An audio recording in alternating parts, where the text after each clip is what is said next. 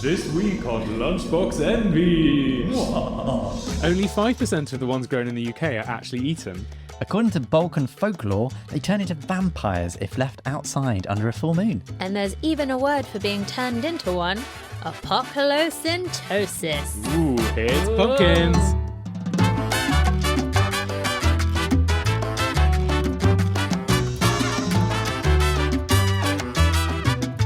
Hello and welcome to Lunchbox Envy. I'm Alex and I'm here with my fellow QI elves, Jack and Manu. Hello. Hey. How's it going? Good. It's decorative gourd season, motherfuckers! On which topic? What is a gourd? Yeah. What is a pumpkin? Oh God. Oh God. It's actually quite complicated because there are almost 1,000 different plants in this family. Wow, yeah. So it is called the Cucurbitaceae. Oh, Really? that's a great word. I would say Cucurbitaceae. Oh no, the Google lady said it was said like this. Oh, So did you? that's what I've written down. It's kind of baby talk. Yeah, that's Oh, true. it's such a cucurbitaceae. You know? Yeah, that's so funny. Who's a cucurbitaceae? So that's the family, and there are hundreds of plants in this family. But when you think about the pumpkin, like this is a Cucurbita pepo, or a sea pepo, as I'm going to call it, because that's much easier to pronounce. But the best thing about pumpkin families is that pumpkins don't exist. Oh my God, I'm so no. bored of this. Just Okay. putting There's no out such thing there, as anything. Like Explain. mushrooms and vegetables, pumpkins don't exist. They are not like a botanical term. This is just something that we've decided in that specific family of plants is a pumpkin. So it's Okay. like a particular shape and color and size. We're like pumpkin. Yeah, But big and orange. yeah, they're also a fruit. And they're a berry of a fruit called a pepo, which I love so much. So that's obviously where the sea pepo comes from. This is the most cringe, over adorable thing It's we've done. really nice. Yeah. So pumpkins are grown on every continent except Antarctica. No Ooh. Is that way. interesting? Or is that the case with loads of things? couldn't Yeah, work I it out. reckon loads of things now, but it's good to know that they're like... Give us 10 years, I you was will gonna be say. able to grow them. I think they're quite good for... They're hardy. quite good hardy things so that if Mm. the world starts kind of screwing up and we need to grow something. Yeah, they've also one of the families with the greatest percentage of human food varieties. Does that make sense? What? So, like, you got your beans, Yeah. and there's a small percentage of them that we eat, and you've got like grasses. There's an even smaller percentage of them we eat, but the squashes generally, there's a huge percentage that we eat. Oh, so Oh, I they're, see. like Of the the pie edible chart and of we- Of types the pie we chart. eat the most. The pumpkin pumpkin pie pie, chart. yeah. Got it, yeah. So there's a reason why this episode is going out this week. All Hallows Eve. All Hallows Eve, Halloween. Pumpkins have really nailed the brand association. I know what you there. mean. Yeah. Yeah, an Irish tradition. Really? What, carving pumpkins? Yeah. Oh, really? The Americans stole it. I totally thought it was from America. That's interesting. No, Wait, no. so is this pre-Columbian exchange? Post-Columbian Okay, exchange. yeah, of course, yeah. They So, would have been scared off if they'd brought the... post Great Potato Famine of 1845. Oh, okay. So there's an old pagan tradition that was Celtic, and it's to do with the myth and legend of Stingy Jack, aka Jack the Smith, Drunk Jack, or Flaky Jack. So Stingy Jack basically spent all of his life tricking the devil and shape-shifting and confusing him, and then the devil got so angry that he forced Stingy Jack to roam the earth with nothing but a tiny glowing light. And Jack is said to have carved a little kind of shelter for his light out of a turnip. Aw. So then he becomes Jack-o'-the-lantern, Jack-o'-lantern. Ah. So I there's do live in a turnip, that is true. yeah, you love a turnip.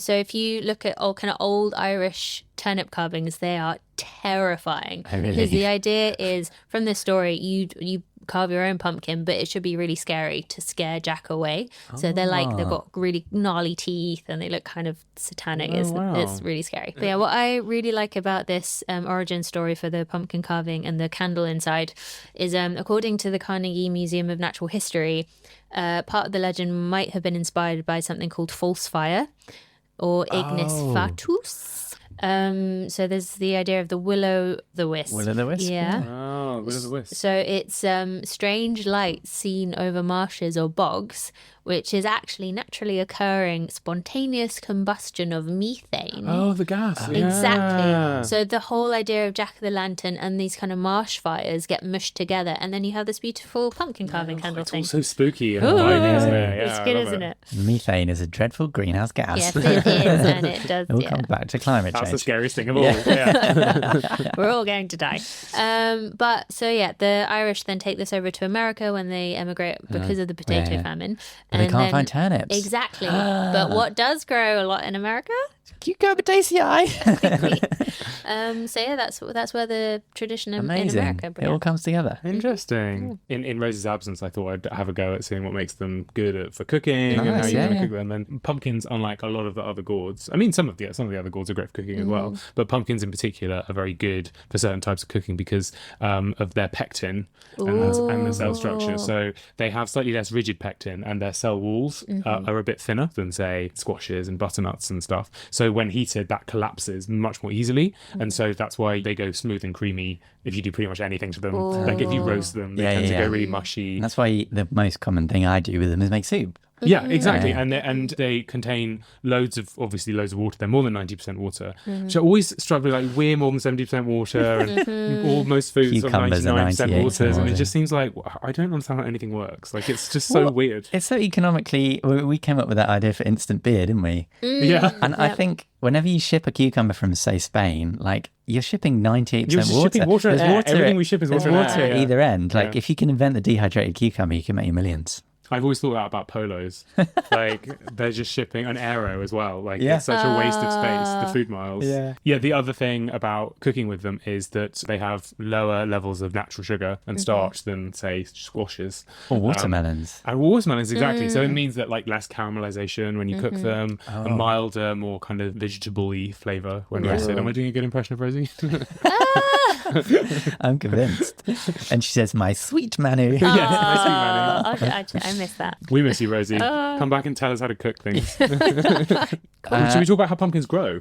Yeah, let's. They are pollinated by a special dedicated squash bee. That's their full-time Squash bee. Their full-time thing is a squash bee. There are two species that do a lot of the pollinating. They're called the pepon apis. Pepon is Greek for gourd, Oh, yeah.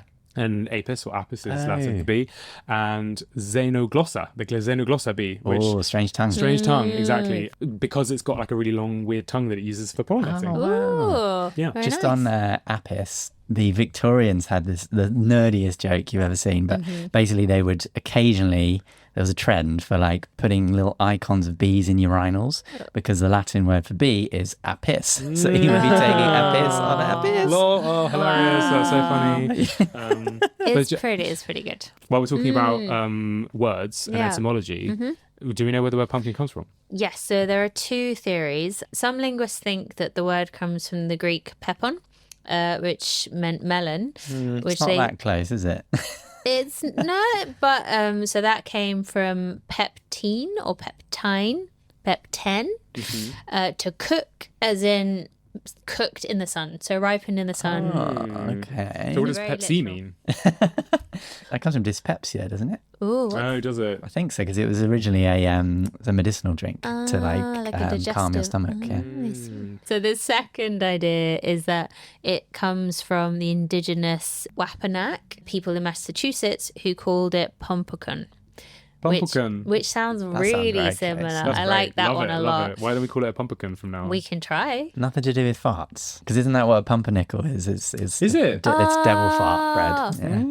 In German? In German, yeah. I've only just realised actually a lot of people use the word pumpkin as a term of affection as well. Yeah. Well, it used to be an insult back in the day. That Did makes you? more sense. Yeah. Yeah, because they're hollow. So for women, it would mean you're kind of superficial and basic, and for men, it would mean you're stupid. Nothing in But your head. then as cities became larger and in the context of urbanization, pumpkins become a symbol of like wholesomeness, trad lifestyles, and then it becomes like a kind of it becomes a term of endearment associated with like sweetness and the outside. I found a list of some good pumpkin varieties. You ready? Yeah. The Australian butter pumpkin, white custard, Ooh. Giromont turban, It looks like a man in a turban. Oh. That sounds problematic. Golden Delicious, confusingly. Oh, that's cool. Yeah. There's a golden delicious I thought pumpkin. that was trademarked. Maybe it's trademarked. You know For how Apple. so you know how like there's a certain shade of color purple Yes. that Cadbury's have trademarked in the food arena. Okay. So other food brands, maybe other chocolate brands, I'm not quite sure, but if you're in that area, you can't use that purple. Well, you can paint your face. Exactly. Or if you like have a range of tractors, you can paint those tractors purple and make Yeah, it work, because it's exactly. got nothing to do with food. But yeah. Sick. Big Mac's, Baby Boo, Blue Banana, and Gunter Patterson. Gunter Ooh. Patterson is Yeah. excellent. Big Macs is a tautology. Yeah, true. And Flat White Boer. Oh. Ooh. They should make the pumpkin spice lattes out of that. Oh my God. That would be perfect. That would be the mashup of the I'll have a century. flat Flat white. white. You can order like a flat white pumpkin spice Americano, and everyone will be like, "What?"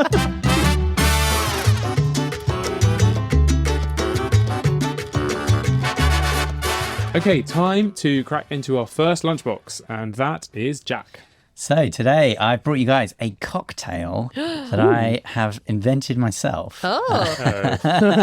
So have you heard of the Three Sisters? No. So the Three Sisters are beans, maize, and squash. And they're What basically... a weird family. It's the personification of three plants that work really well when you grow them together. So it was a tradition that goes back many hundreds of years. The Europeans came across them when they sort of invaded the New World, I suppose, and they discovered it was all around North America. So the earliest evidence we found of pumpkins is 10,000 years in the cave in Oaxaca, Mexico. Cool. It's called the Juliana Kitts Cave. And it's, the first recorded instance of domesticated plants in all of America. And it's Wow. got the Three Sisters there. They're so old. Yeah. and so, sorry, you grow all three of these together in the same Yeah, fields? basically it's called, And mixed up, jumbled up. called intercropping. So you make a small pile and then you plant a corn stalk in the middle, and then you grow squash on the bottom, and then the beans climb up the cornstalk. So that's what the cornstalk provides, is a place for the beans to grow and get more sunlight.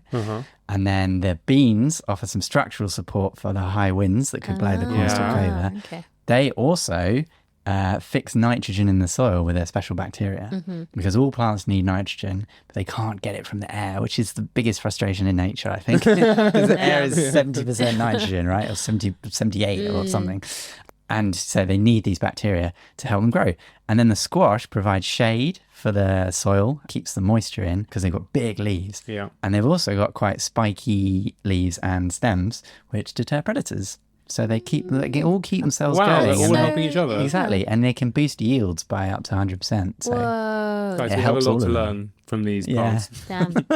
they also, the three sisters, they contain all 9 essential amino acids, which are the ones that we can't produce ourselves. So I think there are 20 amino acids that we know of.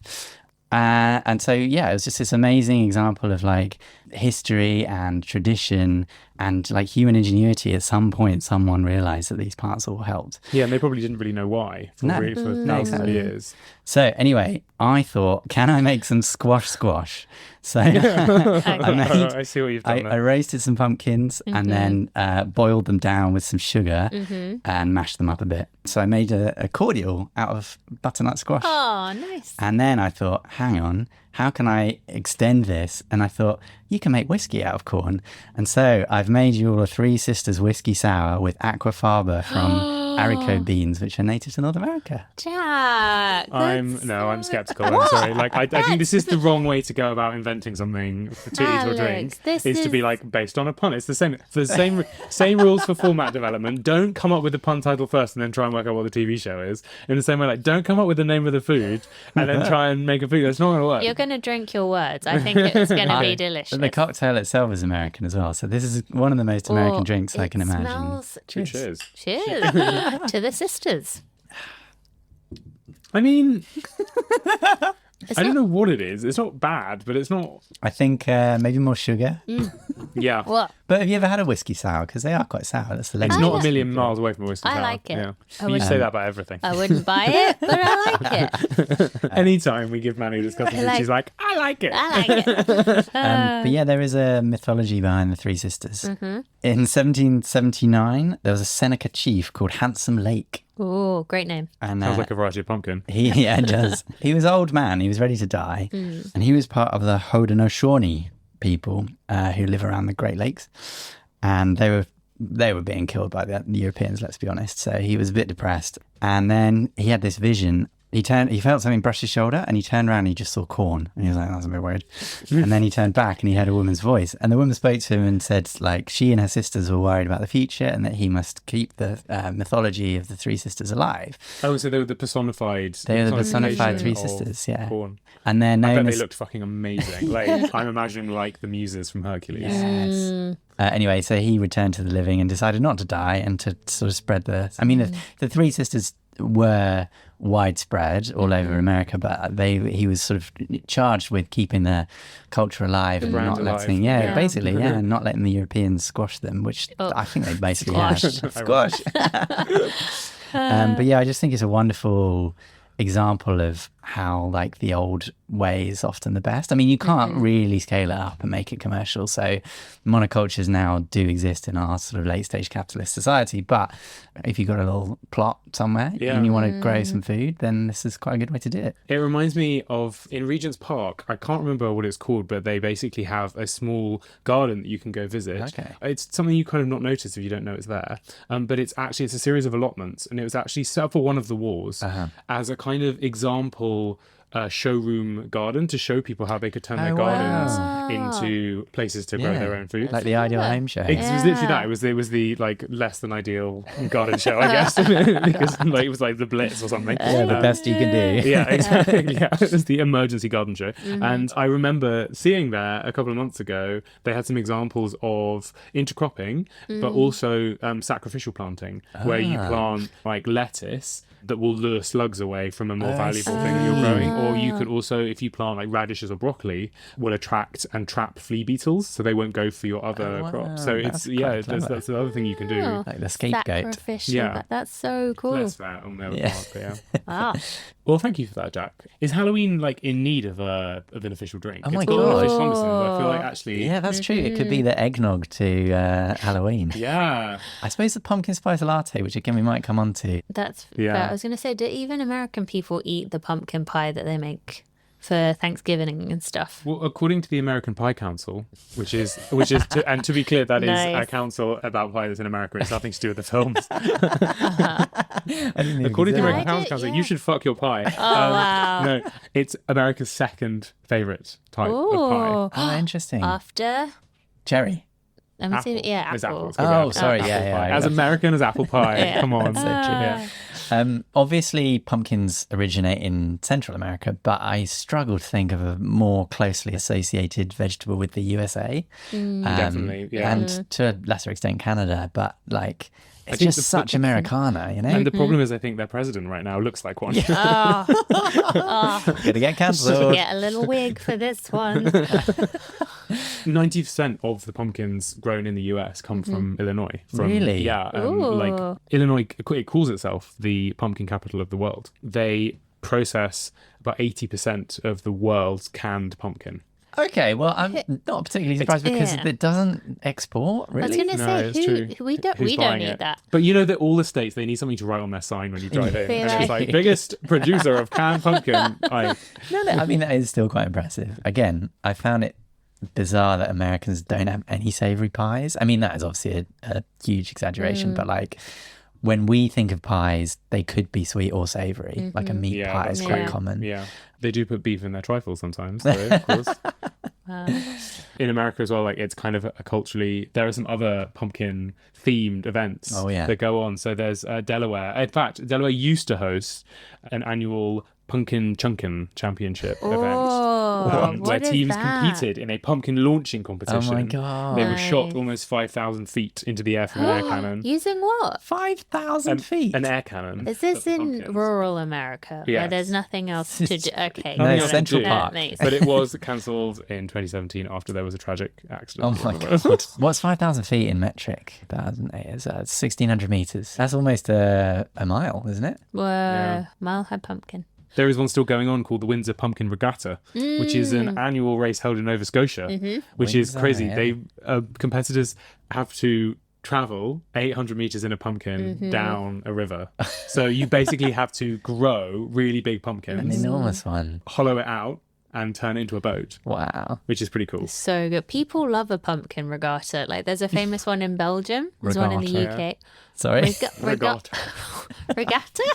Regatta. Oh, people Anyway, love pumpkin regattas, darling. No, but there's a dude who's famous for growing big pumpkins called Tom Percy. And he was talking about his experience growing in a pumpkin. And he said it was horrendously painful because it was all mushy and freezing. And he was no. like stood up on his knees. And he said, I was in agony the whole time. Yeah, of course. Don't ever do it. Yeah, don't they also spin? It's like a coracle. You don't have a rudder. Yeah, so they're really, it's really hard to unstable. like get it going the right way. Should we talk about how big they grow? Because Yeah, they can be let's do it. absolutely huge. Yeah. Like Huge. ridiculous. They are some of the fastest growing organisms in the world. Really? Which is really cool. They can reach over 450 kilograms in 4 months. So that's over 22 kilograms a day. That's they're growing, unbelievable. Which is a But a lot. lot of that is water weight, right? I mean, they are 90% Exactly. water, They take up but loads they're of such a water. thirsty fruit. Like It's they're not mad. environmentally friendly to So grow in this way. So they grow as fast as some of the world's largest trees. The biggest one has just been grown by two twins called Stuart and Ian Patton. Theirs weighs in at 1,278 kilograms. And Ian said he had an inkling this might be the biggest one when their forklift started beeping and going mad and like flashing red. Are these guys Brits, by the way? Yes, they are. They're Finally, we've done something. I know. But yeah, theirs drank 492 litres of water a day. A day. Oh A my day. God. But that's just like your hose is just, I guess, got to be on. I know it's We're so worried about AI data centers. We should be worried about the giant pumpkins. Maybe that's what they're doing. Yeah. So we think they're going to change the world, and then Mark Zuckerberg is going to rock up being like, guys, I just broke the record for the biggest pumpkin. We're like, Plugging what the electrodes fuck? in a Yeah. pumpkin.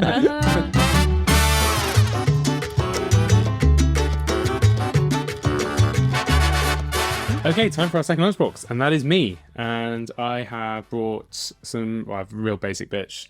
I love it. Obviously, how could I not? I I've know what got these are. a selection of pumpkin spice coffees from Amazing. Starbucks. I've got a pumpkin spice latte, an iced pumpkin spice latte, a pumpkin spice frappuccino, PSLs. and then I've also got pumpkin spice donuts, Oh my God. which I just found on my way back from work. Those So I thought, are let's go for great. it. Can I They're have a bit bite? smashed up. Yeah, go for I'm it. getting it. yeah. Take one. Wow, Enjoy. thank you. I'm gonna go straight for it. Ooh. Dig in. Oh, there we go. Ooh. Yeah, so I brought these because I just thought we had to address the crazy trend of pumpkin spice that has exploded onto the scene. What do you think? What do you think you can taste? I would say I'm getting ginger and cinnamon and a bit of nutmeg, maybe. Gonna say Very nutmeg. good. Tastes like gingerbread to me. Is there any clove in? I'm just saying winter spices now. Anise. I don't know. You've got it in one. Like those are the amazing. 4 spices that make up what we think of as pumpkin flavor, the pumpkin spice. But it's Nice. often, not always, but often, no pumpkin at all. That's amazing. So presumably this comes from the American recipes for pumpkin pie, which presumably, because it's a sweet dish, you have a base of pumpkin puree, which is quite a mild flavour, and then you spice it up with sugar and the spices we mentioned, cloves and ginger and nutmeg. So say like garam masala is a specific blend of spices. Pumpkin spice is like white girl Ugg boots garam masala. Yeah. Is that Like- okay? Got it. It's like, Exactly. Well, I got a Bruce Baron-Sala. I love that. Yeah. All right. But yeah, it's just such a massive craze, and every year it comes around, and it's the best-selling drink in yeah. Starbucks, and PSL day, right? they've really So I was reading a paper written in 2015 by Jordan G. Lewis, who's a psychologist at Penn State University, and he wrote that we probably like the PSL, the pumpkin spice latte, not because it is tasty, but because it is limited edition. And that just drives entirely psychological nonsense. exactly. So it kind of marks the time of year, and Okay. we know it's only going to be around for a certain Seasonal, amount yeah. of time. I mean, that could be true of all Christmas food. That's Halloween exactly food, true I mean, I don't of believe Christmas. that, but like, I think maybe I would agree that that's why people go crazy for it, because we love a tradition and we love Maybe slightly more sort of middle class and British, but I get excited for asparagus season every April. But I'm the same with mini eggs. Yeah, I'm like, yeah, it's mini egg season. Yeah, Finally, Right. the crop's been reaped from the fields. The local farmer who's like, it's here. But I mean, the point still stands with either pumpkin spice latte or asparagus. It's kind of, I like it marking the seasons. I know you can get asparagus all year round with our globalized food supply chains, but I just enjoy the kind of, it's spring, it's clearly spring because it's got such a short season. Yeah. We've talked about this before. Like, there's something if there's abundance of everything, it's like kind of makes everything a little meaningless. I know what you mean. Yeah, and it's obviously a massive luxury to sit here being like, we have too much of everything all the time, and there's not enough choice. But actually, growing seasonally and picking stuff up. Yeah. What was PSL Day? PSL Day is the day where Starbucks, I think, and possibly other chains in America launch it's the start of the season, basically. It's the first day that they start selling pumpkin spice products. That's when you throw your windows open and go, "You there, boy? What day is it?" And it's like, "'Tis Pumpkin Spice Latte Day, sir." Oh my god! Traditionally, it's the last Tuesday in August, or at least it has been recently. And that's so biblical. I know, But in 2023 in Chicago, it coincided with the hottest day of the year. It was 37 degrees. What's that, 105 degrees or something? And actually, interestingly, the Starbucks guidance is that you should serve your hot pumpkin spice lattes at 120 degrees. So it's basically almost as hot as a pumpkin spice latte. But pumpkin spice spam? No. Yeah, that's the British version. Spam did pumpkin spice spam in 2019. I actually tried to source a can, but they don't make it anymore. I'm so glad you didn't. Bless them for trying to get on the bandwagon.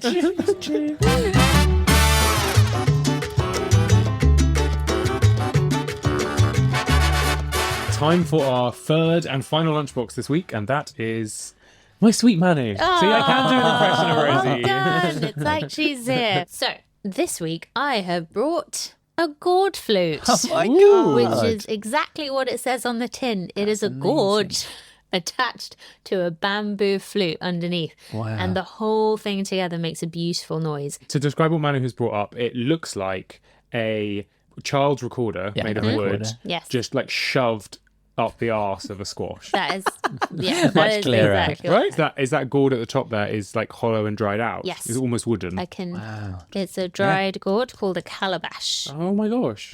which is in the same family as the pumpkin. Would anyone like to try it? I would love of to. You have to blow Go for it, really Jack. hard into Jack, it. you play the trumpet, don't you? I do. You should be able to pick this right up. I don't want to usurp your fact, but I've brought my own calabash. Oh my gosh, you've got as well. We have two. I brought a different type of calabash. It looks actually quite a lot like a butternut, but it's West African rattle, so we Very can make a band. nice. Alex, where's your I instrument? can use the pumpkin as a drum. Oh, nice. But yeah, I will play this. Okay. Okay, go for it. Yeah.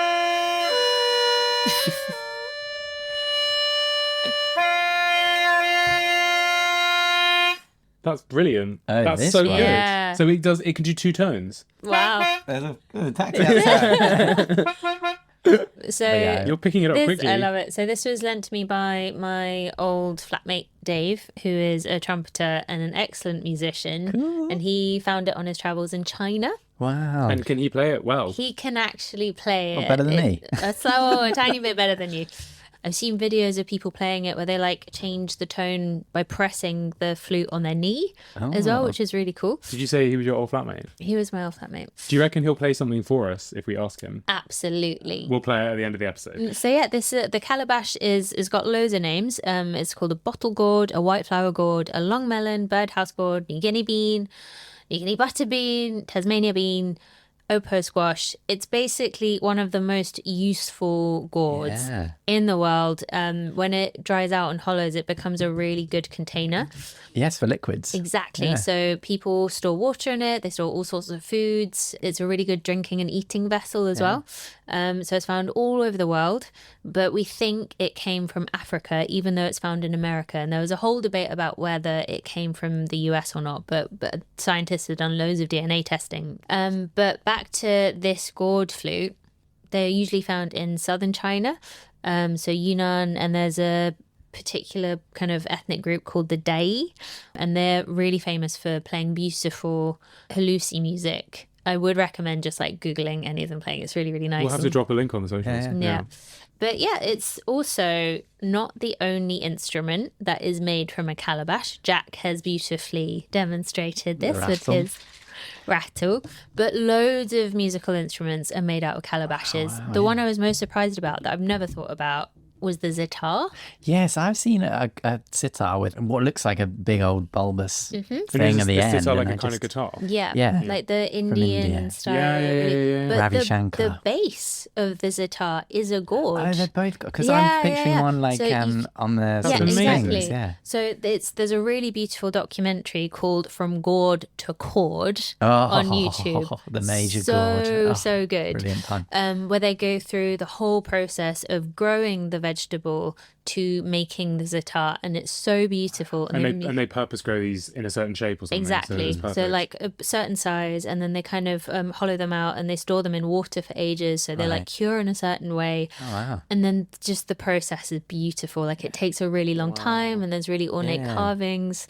And sorry, the reason they use a gourd is for resonance? Exactly. Okay. Like the body of a guitar or a cello. or like is hollow, drums. yeah. There's loads of drums made out of gourds. But you can have a whole orchestra made out of. you can, and there is one. No, Which is it's right here, and they're here tonight. No, they're called the Richmond Indigenous Gourd Orchestra from Richmond upon Thames.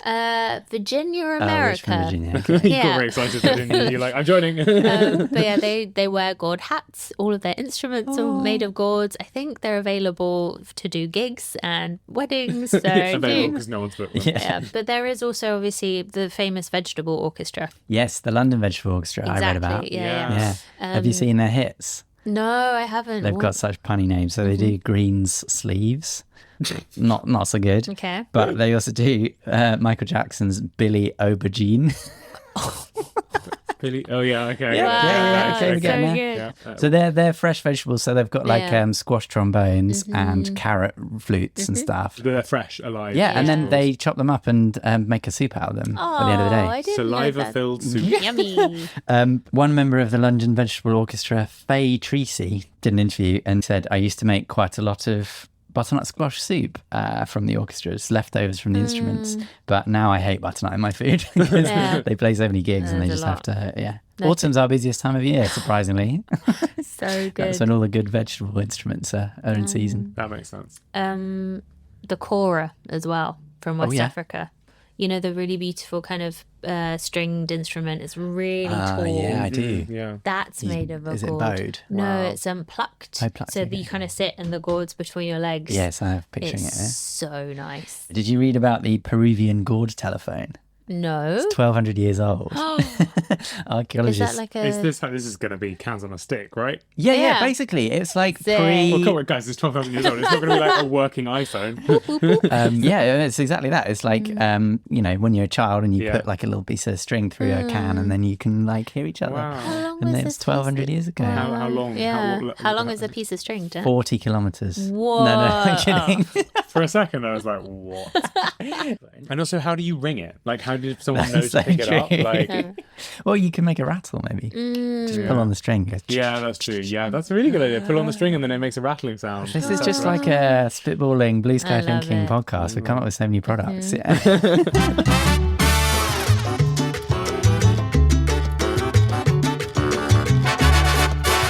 Okay, that is it for this week's edition of Lunchbox Envy. You can follow our socials for foodie facts and podcast updates. We are on X, Facebook, Instagram, and TikTok at Lunchbox Envy Pod.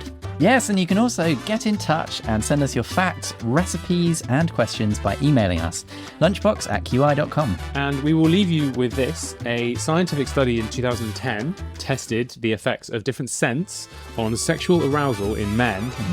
One of the most potent combinations turned out to be the mix of lavender and pumpkin pie. Wow. However, all men were aroused by everything to some extent, including the odour of cheese pizza, baby powder, and parsley. So, Oh no, baby powder, no! No! we will see you next week. Happy Halloween. And to play us out, here is Dave on the gourd flute. Bye. Bye. Bye!